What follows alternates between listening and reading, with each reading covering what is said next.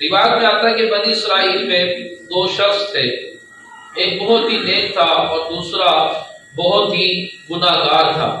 تو لوگ عبادت گزار کو عابدو بنی اسرائیل کہتے تھے، بنی اسرائیل کا عبادت گزار، اور گناہگار کو اسے خلیقو بنی اسرائیل کہتے تھے، یعنی بنی اسرائیل کا آوارہ اور بے حیا شخص، اس کو پکارا جاتا ہے۔ تو ایک مرتبہ یہ گناہگار عبادت گزار کے قریب سے گزرا تو اس نے دیکھا کہ عبادت گزار کے سر پر بادل نے سایہ کیا ہوا ہے۔ تو اب گناہگار نے سوچا، اب اس کی سوچ، اس نے سوچا کہ میں تو نہایت ہی گناہگار آوارہ بدکار انسان ہوں، اور یہ اللہ تبارک و تعالیٰ کا نیک انسان ہے جس کے شب و روز اللہ تبارک و تعالیٰ کی عبادت میں گزرتے ہیں، چلو کچھ دیر میں اللہ کے اس نیک بندے کے پاس بیٹھ جاتا ہوں، اس کی مجھے برکتیں ملیں گی۔ اس نے صرف یہ سوچا، اور یہ سوچ کر اس نیک انسان کے پاس بیٹھ گیا۔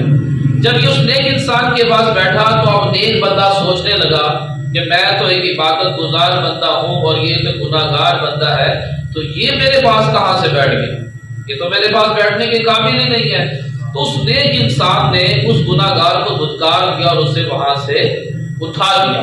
تو روایت کے اندر آتا ہے کہ جو بادل جس نیک انسان کے سر پر اس نے سایہ کیا ہوا تھا، وہ بادل گناہگار کے سر پر آ گیا، اور اللہ تبارک و تعالیٰ نے اس وقت کے نبی پر وحی نازل کی اور ارشاد فرمایا کہ دونوں سے کہہ دو کہ اپنے اعمال نئے سرے سے شروع کریں۔ وہ جو عبادت گزار تھا، اس کی غلط سوچ کی بنا پر، اس کے تکبر کی بنا پر، گناہگار کو حقیر سمجھنے کی بنا پر میں نے اس کے ساری نیکیاں برباد کر دی، اس کی ساری عبادت اکارا چلی گئی ہے۔ اور وہ جو گناہگار انسان تھا جس نے اچھا سوچا اور ایک نیک انسان کی وجہ سے اچھا گمان کر کر اس کے پاس بیٹھا، اس کو بتا دو کہ میں نے تمہارے سارے گناہ معاف کر دیے اور اب تم نئے سرے سے اچھے اعمال شروع کرو۔ اب دیکھیں یہاں پر اس روایت کے اندر دو انسانوں کی سوچ کا ذکر ہے۔ ایک سوچ نے دونوں کی زندگیاں A to Z بدل کر رکھ دی۔ نیک انسان نے برا سوچا، اس کے سارے اعمال ضائع ہو گئے، اور برے انسان نے اچھا سوچا، اس کی اچھی سوچ کی بنا پر اس کے سارے گناہ معاف ہو گئے۔ اللہ تبارک و تعالیٰ نے اس کے سارے گناہوں کو معاف کر دیا۔